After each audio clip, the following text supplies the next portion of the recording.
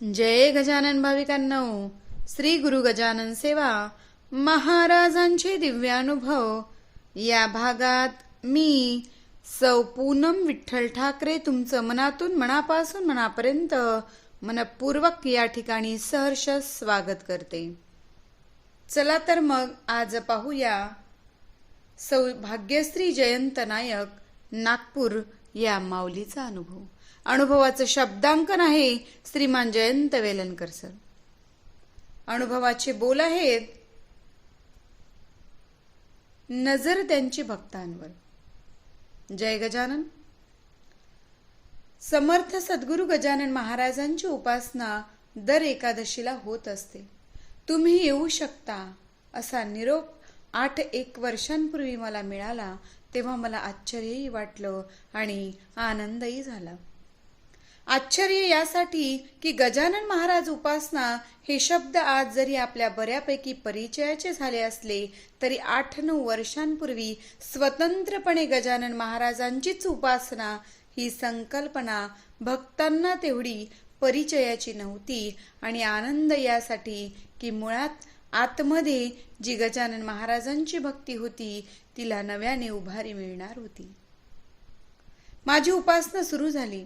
आम्ही उपासनेत प्रामुख्याने नामजप करतो आणि मौनात चिंतन करतो.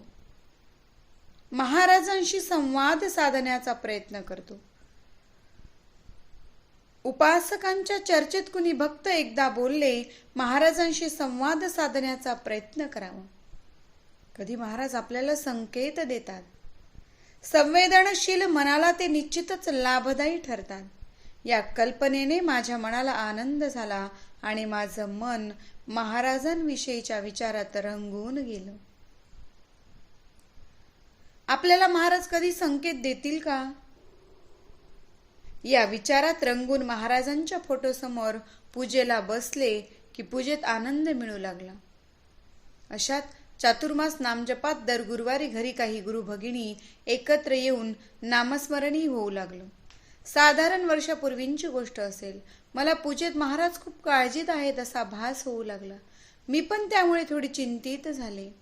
मी महाराजांना म्हटलं, आमची काळजी तुम्हाला. संकट येणार असेल तर ते निवारण्याची शक्तीही तुम्हीच देणार.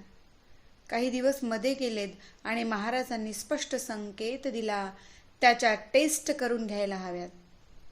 प्रथम मी त्याकडे दुर्लक्ष केलं, पण 5-7 दिवसातच माझ्या कानातच स्पष्ट शब्द घुमलेत, त्याच्या टेस्ट करून घे. मग मात्र मी हे मिस्टरांना सुचवलं की आपण तुमच्या तब्येतीसाठी काही टेस्ट करून घ्यायच्या का.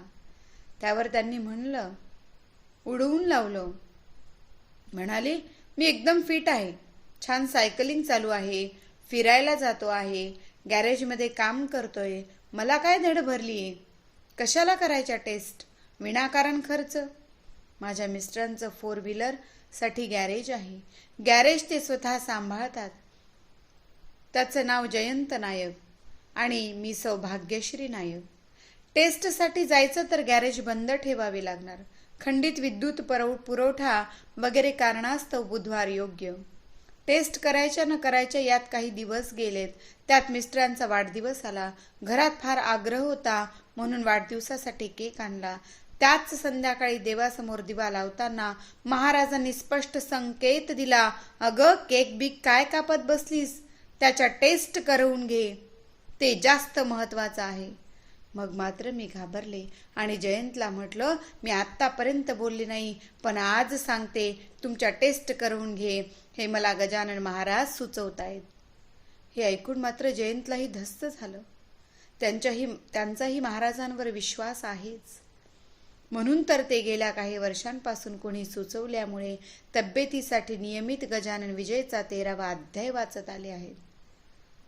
लगेचच्याच बुधवारी आम्ही एम्स हॉस्पिटलला पोहोचलो. आश्चर्य म्हणजे फिट असणाऱ्या जयंतच्या टेस्ट, बीपी, ईसीजी, कोलेस्ट्रॉल इत्यादी सर्वच बाबतीत गडबड आढळून आली आणि आम्ही चिंताग्रस्त झालो. मात्र लगेच सावरलो, कारण गजानन महाराजांनी मार्ग दाखवून दिशादर्शन केलं आहे. तेव्हा सांभाळ ते करणारच ही खात्री मनाला आश्वस्त करीत होती. शिवाय अज्ञानाच्या अंधारात राहून बेफिक्री असण्यापेक्षा सत्याची जाणीव झाली होती, हे महत्वाचं होतं. एम्सच्या डॉक्टरांनी एक बीपीची गोळी व अन्य औषधं दिली. गजानन महाराजांचं नाव घेतच आम्ही आमचे नित्याचे होमिओपॅथिक डॉक्टर संदीप मोहरील यांची भेट घेतली. प्रथम त्यांनी सांगितलं की सहज म्हणून आम्ही या टेस्ट करून घेतल्या. त्याचे हे रिपोर्ट्स आहेत. रिपोर्ट्स पाहून ते विचारात पडले व म्हणाले, तुम्हाला विशेष त्रास नाही म्हणता तेव्हा एकदा असं करा, प्रायव्हेट दवाखान्यात या टेस्ट पुन्हा एकदा करून घ्या. शिवाय त्यांनी होमोसिस्टीन ही एक टेस्ट सुचवली. आम्ही ते सर्व करून रिपोर्ट्स घेऊन त्यांना भेटायला गेलो. सर्व रिपोर्ट्स पाहून डॉक्टर म्हणाले, तुम्ही खूप लकी आहात. अगदी योग्य वेळेत सर्व होते. भाग्यवान आहात.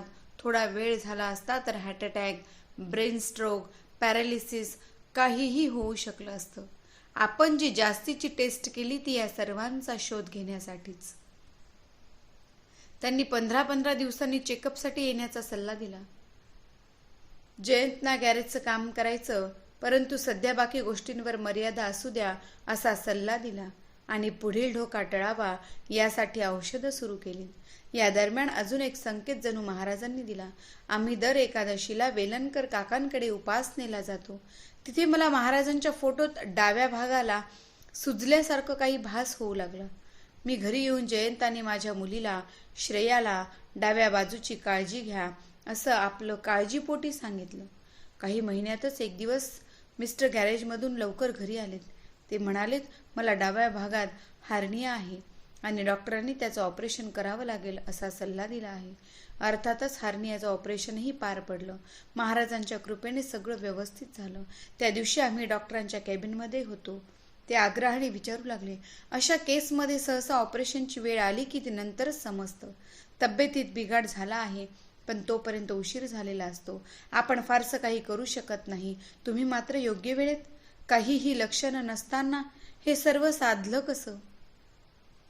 हा प्रश्न माझ्या मनात घर करून आहे. त्यांच्या या विचारण्यावर मात्र मी बोलले, ही सर्व गजानन महाराजांचीच कृपा. त्यांनी वेळीच संकेत दिलेत आणि सांभाळून घेतलं.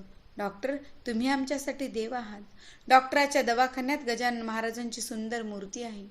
तिकडे इशारा करून ते बोलले, अहो, करता करविता तोच आहे. मला तर वाटतं तुम्हाला तुमच्या वाट्याला हार्ट अथवा ब्रेनचं मोठं ऑपरेशन होतं, पण ते महाराजांनी हार्नियावर निभावलं. मी निमित्त मात्र आहे. तुम्हाला औषध देण्याचे संकेत मलाही महाराजांनीच दिले आहे. आता एकदा पुन्हा टेस्ट करून घ्या. एप्रिल महिन्यात सुरू झालेली ही औषध योजना आता आपण ऑक्टोबर महिन्यात पोहोचलो. माझं मन सांगत आहे तेव्हा टेस्ट करवूनच घ्या. सर्व टेस्ट झाल्यात. पूर्ण रिपोर्ट्स नॉर्मल आलेत. मी आनंदाने महाराजांसमोर उभी झाले. आता महाराजांच्या चेहऱ्यावर कुठलीही काळजी नव्हती. किंबहुना स्मित हास्य होतं आणि जणू ते म्हणत होते, काय झालं ना, सर्व ठीक? त्यावर मी काय बोलणार? डोळ्यातील अश्रूंना वाट करून देत हात जोडले, हुंदका गिळला आणि आतल्या आत बोलले, श्री गजानन जय गजानन, श्री गजानन जय गजानन. समर्थ सद्गुरु श्री गजानन महाराज की जय.